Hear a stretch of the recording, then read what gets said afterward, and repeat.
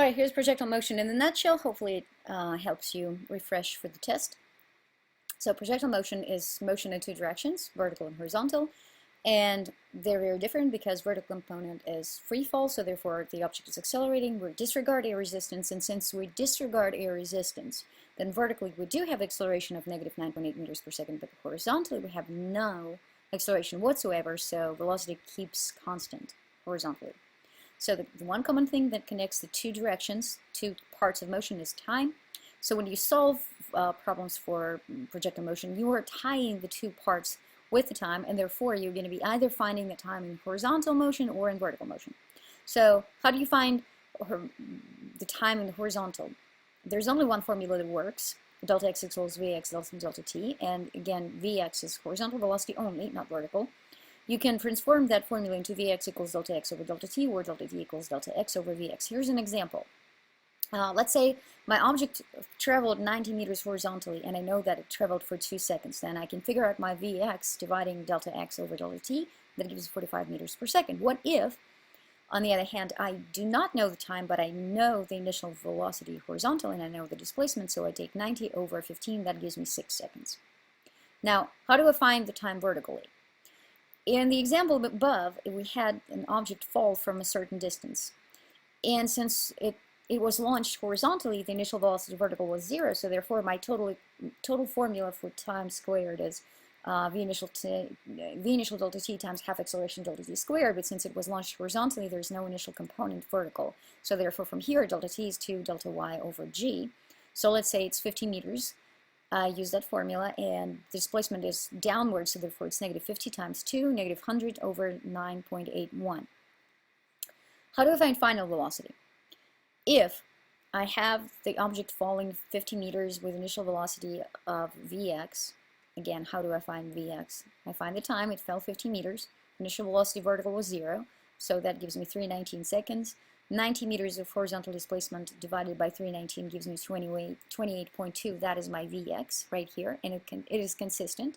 It was 28.2 here. It is still, since we disregard air resistance, 28.2 here. And then how do I find this Vy? Since it was falling for 319 seconds, initial velocity was 0. I'm going to use V final equals V initial plus g delta t. Again, this formula came from acceleration formula.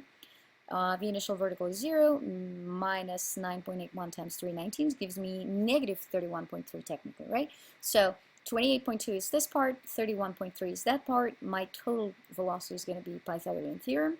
So 28.2 squared plus 31.3 squared equals 42.5. And again, I also need an angle. So I'm going to find this angle theta.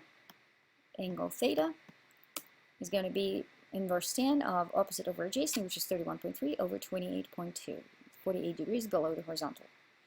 Now, what if the projectile is not launched horizontally, but is launched at an angle? In that case, the first thing you do is you separate your velocity into initial velocity vertical and horizontal velocity. So say my speed is 30 meters per second and the object was launched at 60 degrees to the horizontal, then horizontal velocity is going to be 30 times cosine of 60. It will be consistent, it's not going to change, but velocity vertical initial will be 30 times sine of 60. Again, that is my initial y. Sorry about that. Initial y. All right. What if I don't know my initial velocity, but I know that it's at 30 degrees? Then my horizontal is going to be v initial cosine. Vertical is going to be v initial sine. And if I don't know my v initial, chances are it's going to cancel in the end. Another way to find time from the vertical part is using acceleration formula. In half the time, your initial velocity vertical is going to expire and is going to become 0. Or in the total time of the flight, if your projectile lands, so if it goes through the entire parabola and lands at the same height from which it was launched, then delta t is going to be initial velocity, final velocity are opposite. So therefore, instead of v final, I'm going to say negative v initial minus v initial over g gives me total time. So for example, in this case, let's say the object was launched at 30 degrees, initial speed was 30 meters per second. I need to find delta x and delta y. So horizontally, I'm going to split into x and y component. Again, this is going to be y initial. All right. So how do I find delta x? My horizontal range, if I multiply vx times delta t, I'm going to be able to find it. But how do I find delta t? Let's say I figure out the time to get over here. At this moment, my vertical velocity is 0, so therefore 0 minus v initial, which is 30 sine of 30, divided by g. So sine of 30 is half, so 15 over 9.81, it's 153. That's half time, so I have to multiply it by 2. That gives me 79.6 meters. Now, how do I find the vertical displacement? Vertical displacement, I can find 3 ways. If I use this formula, then v initial is 15, final is 0, over 2 times 153, half the time. If I use this formula, again, I'm using half the time. And remembering that 9.8 is negative. It gives me 11.5. And I can use v final squared. Same thing. All 3 cases give me 11.5. So whichever way you want to find the maximum height, go for it. Now what if my vertical distance is not the maximum height? For example, we looked at this in class. So let's review it one more time. So I know that my initial velocity is 250 meters per second. The object is directed at 75 to the horizontal. I need to figure out how high it is above the peak and how much close or far away from the enemy ship my shell lands. So again, the first thing I do, I separate the 2 velocities into vertical and horizontal. I separate my initial velocity into 2, vertical and horizontal.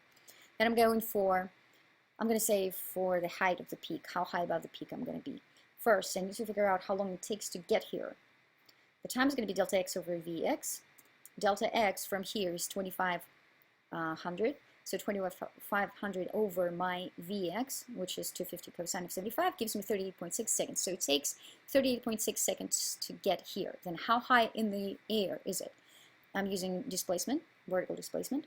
I don't know v final, so this is the easiest way to figure it out. So 241.5 times 38.6 minus half acceleration times time squared gives me 2010. So then, since the peak itself is 1800 meters, then I'm just subtracting 1800 meters, gives me 210 meters. Now, how far from the enemy ship does it end? Does it land? To figure out half the time, so the time that it takes to get all the way up here, I'm going to use acceleration formula. So 0 minus v initial over g gives me 2464. Then to figure out my total delta x right here, I have to double the time and multiply it by vx. So that gives me 3190. 3190 minus 3110, that's 80 meters. Another example, for who was at homecoming game was very excited to see that field goal. So here's an example just like that one. So we have a kick 36 meters away from the bar, and we need to figure out how high it clears, by how much it clears the bar. By the way, this is in your lab. That's the last part of your lab. If you haven't done that, here's your help. So initial velocity, 20 meters per second at 53 through the horizontal. I split that into 12 and 16, horizontal and vertical. The horizontal distance is 36 meters, so if I divide it by 12, that gives me 3 seconds. So it takes 3 seconds for the ball to get to the field goal, and so therefore I can figure out how high it is above the ground. That's going to be 3.9 meters. 3.9 minus 305 gives me 85 meters. So 0.85 meters, so about 1 meter above. So the ball clears it by 1 meter. And then the question is, does the ball approach the crossbar while it's still rising or while falling? Well, if it's rising, then it's less than half the time. If it's falling already, then it's more than half the time. So I go ahead and find half the time, which is 0 minus initial velocity vertical, which is 16. 0 minus 16 over negative 9.8 gives me 163 seconds. Since 163 is half the time and it took 3 seconds to get to the crossbar, and it's already on the way down. And that's it. So here's your projectile in a nutshell. Hope it helps. See you tomorrow in class.